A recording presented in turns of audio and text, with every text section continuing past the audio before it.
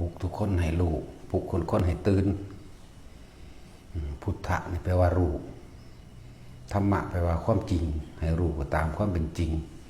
ปลุกตัวเองให้ตื่นจากความหลับไหล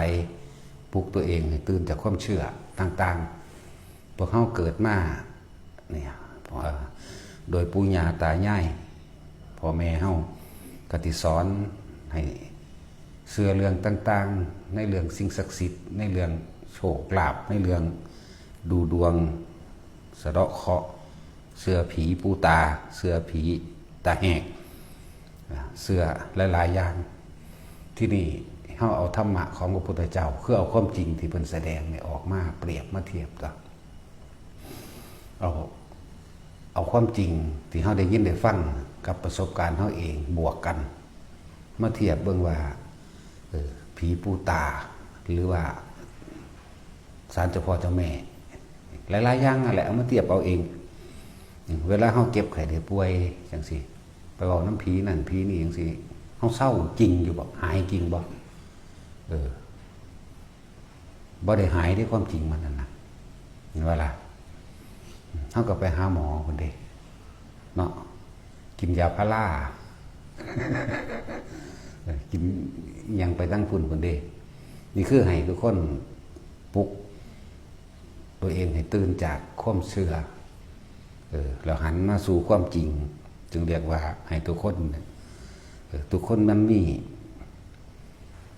พุทธธรรมในตัวเองเบิดตั้งแต่ว่ามันถูกกบเกินเอาไว้โดยความเชื่อเพราะว่าพวกเขาเกิดมาที่หลังพวกเขาก็เลยถือฝังสอนให้เชื่อแม่นบ่ล่ะสอนให้กลัวก็เป็นธรรมดานั่นแหละ ธรรมดาพ่อแม่เฮากับบ่มีที่พึ่งคือกันคือที่พึ่งตามความเป็นจริงน่ะมันบ่มีอีกอย่างหนึ่งก็เป็นไปตามวาสนาตัวเองบารมีตัวเองที่บ่ได้เข้าใกล้พระอริยะเจ้านำเห็นบ่ล่ะส่วนพวกเขาเจ้าได้อยู่ใกล้พระอริยะเจ้ามาตลอดเขาเจ้าสิก็เลยได้ถึงธรรมง่ายถึงความจริงง่ายปฏิบัติก็เลยง่ายบรรลุง่ายพวกเฮานี่สุวาสิละความเห็นความเชื่ออย่างต่างๆได้มันพอแห้งเด็กบางคนก็ยังมาเทียบมาเถียงเฮาอยู่เนาะเทียบบัดเขาไปขอน้ำมันพญานาคมันหันคือได้สัตว์บัดเขาน่ะดีจะมาถามเราบ่ได้ฟังอยู่บัดนี่ต้มกินเบิด สิต้มกินเบิดนะอีกอย่างหนึ่งโดยความแต่เป็นเด็กน้อยมากเลยอยู่แล้วนั่นเขาก็บ่เชื่อนั่นจังสี่อยู่แล้วโดยอุปนิสัยเขาเองโดยบ่เชื่ออยู่แล้วอันแนวจังสี่นะนั่นแหละผีอยู่หันผีอยู่นี่เขาก็บ่เชื่ออยู่แล้วนะนั่นแหละจังว่าให้ปลุกตัวเองให้ตื่นจากความเชื่อให้ตื่นรู้ซะตามความจริงซะแต่เขาสิไปหรือว่าพิษเลิกงามยามดีอย่างสินะแม่นบ่ล่ะคือจังสมัยตะกี้คนตายโหงบ่ให้เอาเข้าบ้านแม่นบ่ล่ะหรือว่าคนตายแล้วบ่ให้ไปเผาวันศุกร์หรือวันอังคารมันแข็งหรือว่าเกี่ยวกับว่าถ้าถึงวันพระก็เผาบ่ได้นั่นประสัตก็ไปเลยอยู่หลายเมืองที่นานั่นแหละมีความเชื่อว่าพิษบ้านพิษเมืองคล่ำละพิษบ้านพิษเมืองหรือสิเกิดเหตุการณ์บ่ดีเกิดขึ้นเฮ็ดให้บ้านเมืองล่มจมบางสิแม้นี่คือความเชื่อนะวันนี้เขาก็เอาความจริงเข้ามาใส่ในเลยอีกอย่างหนึ่งการสื่อสารตะกี้มันกะขับแคบเนาะมันเขาบ่ได้เห็นต่างชาติต่างประเทศต่างอย่างหลายๆอย่างเอาเขามาบวกกันนะขึ้นบ้านไม้จังสิก็ต้องมีมือขึ้นมีเลิกงามยามดีขึ้นจังสินั่นก็เป็นแค่ความเชื่อแม่นบ่ล่ะ บ่ให้สีเข่าวันพระแม่นบ่หรือวันนี้ยังก็บ่รู้ล่ะแต่ว่าคือกินเข่าซุมื้ออยู่นี่นะเนาะมีความเชื่อว่าวันนั้นไม่ให้กินข้าวนี่บ่มีเด้เนาะคนตายเวลานั้นเวลานี้บ่ให้ซักผ้าหรือว่ากลางคืนบ่ให้ตัดเล็บบ่ให้กวาดบ้านจังซี่บางหม่องก็ว่าบ่ให้เอิ้นกันกินข้าวเนาะว่าผีสิขึ้นมาเห็นมั้ย ลักษณะนี้นี่คือความเชื่อนะเป็นความเชื่อหลายอย่างก็ดอกเกี่ยวกับเรื่องมูนี่ความเชื่อดูดวงเลิกงามยามดีสะเดาะเคราะห์หรือไปขอร้องออดวอนให้เทพเจ้าเห็นใจเทพเจ้าโดนบันดาลมื้อนี่นะเดี๋ยวว่าเป็นความเชื่อตะกี้โอ้ยว่าตะปวดหัวเขาเป็นน้ำไปยังขามทางผีตาแหกทางผีเที่ยวทางเจ้าพ่อเจ้าแม่เนาะนังสั่นแล้วมันเลยกว่าเฮาสิลบสัญญาเก่าๆนี่ออกได้พอแห้งอยู่เด้ยังสิมาเถียงกันอยู่พอแห้งอยู่นะนั่นแหละมันเลยเป็นการเนินช้าในการปฏิบัติให้เห็นความจริงในตนเองเรียกว่าปฏิบัติธรรมปฏิบัติให้ถึงความจริงให้รู้แจ้งเห็นจริงตามความเป็นจริงกว่าสิละสัญญาออกได้ธรรมดาดิปฏิกาไปมีความเชื่อเกี่ยวกับเพื่อเครื่องร่างของขังนั่นว่าล่ะหลายอย่างพวกลุงหน้าท้องลุงหน้าดากแล้วก็เห็ดหน้าท้องมื้อนี้เนาะสักดิ้งสักไล่สักเสือสักกระต่ายสักเก่งสักกวางสักเตาสักขี้เกียมและแม่งอดขี้เข็บว่าเป็นโศกลาภว่าป้องกันเนาะ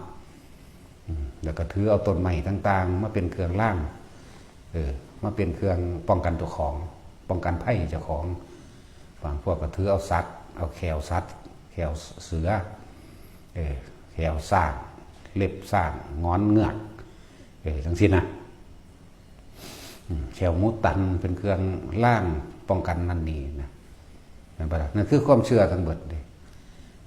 แต่มันพอตายไปเลยเด้แขวมันก็เลยแต่มันตันจริงยิ่งกว่าเขามันก็ว่าแขวมันแลนหนีอยู่ตัวแม่นว่าล่ะนั่นทีนี่คือความเชื่อกว่าเขาสิลบสัญญาสักทั้งหลายเหล่านี้ออกได้โอ้ยต้องฝึกต้องหัดแต่ความจริงกับหวาดระแวงยังมีความหวาดระแวงอยู่ในใจเนาะแล้วกูจะเชื่อพระเจ้าแหละแต่ว่าความจริงมันยังมีความหวาดระแวงหวาดกลัวอยู่บ่เชื่อก็จะลบลู่ว่าแม่นบ่ซั่นก็นั่นแหละมันเชื่ออันแหละความหวาดระแวงนะจังว่าปลุกตัวเองโดยเอาความจริงที่พระศาสดานำมาแสดง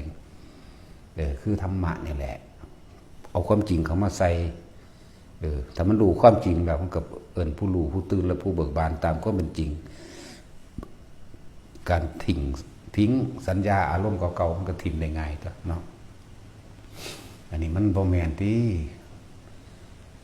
พอแห้งเดี๋ยวเราจะต้องอาศัยการได้ยินได้ฟังทำเรื่อยๆเอาบางหม่องมันธรรมดาเด้เห็นพระเป็นคือโตกาลกินีมันดียิ่งพวกไปค้าขายง้อควายจังสิแต่เห็นพระนี่ซวยยกตีนใส่เด้เพียงแก่เห็ดหลังซวยว่าธรรมดาเด้นั่นแหละพอคนบ่เข้าถึงความจริงคนบ่เข้าถึงตัณหาเข้าถึงความอยากคนบ่เห็นความโลภจนหน้ามืดตามัวเฮ็ดอีหยังเป็นเส้นทางที่ผิดๆนั่นว่าซั่นบ่สละความเห็นแก่ตัวเองออกได้ดอกถ้าบ่มาฟังจังซี่แหละเป็นเพราะว่าเฮาชินชาในการขอต่างๆเริ่มตั้งที่แรกขอให้ผีเจ้าบ้านขอให้ผีปู่ตาขอให้นั่นนี่รักษาขอนั่นบ่ล่ะไปสะเดาะเคราะห์ก็ขอแล้วก็ไปบนบานศาลเก่ามื้อนี้ขอเนาะก็สิละมื้อนี้ได้ บางบ้านเขาปฏิเสธคือจังได๋อันเกี่ยวกับพระกรรมฐานนี่เนาะเขาไล่นี้เลวกว่าหมามันได้ในความคิดเขาเห็นบ่ซั่นว่าเฮ็ดให้บ้านเมืองเขาแตกแยกว่าเฮ็ดให้บ้านเมืองเขาบ่อยู่ดีให้บ้านเมืองแห้งแล้งไฟไหม้หยังก็ว่าไปเด้นั่นแหละก็ถือเป็นกรรมของสัตว์นั่นแหละที่เขาว่าเขาหาพระธรรมเองยิ่งซุมื้อนี้ทั้งเปิดอยู่แล้วเนาะเกี่ยวกับการแสวงหาธรรมนี่เปิดกว้างเด้ทั่วโลกเห็นกันในเบิดก็ยังมีความเชื่อแบบผิดๆนั่นแหละขนาดนั้นแหละ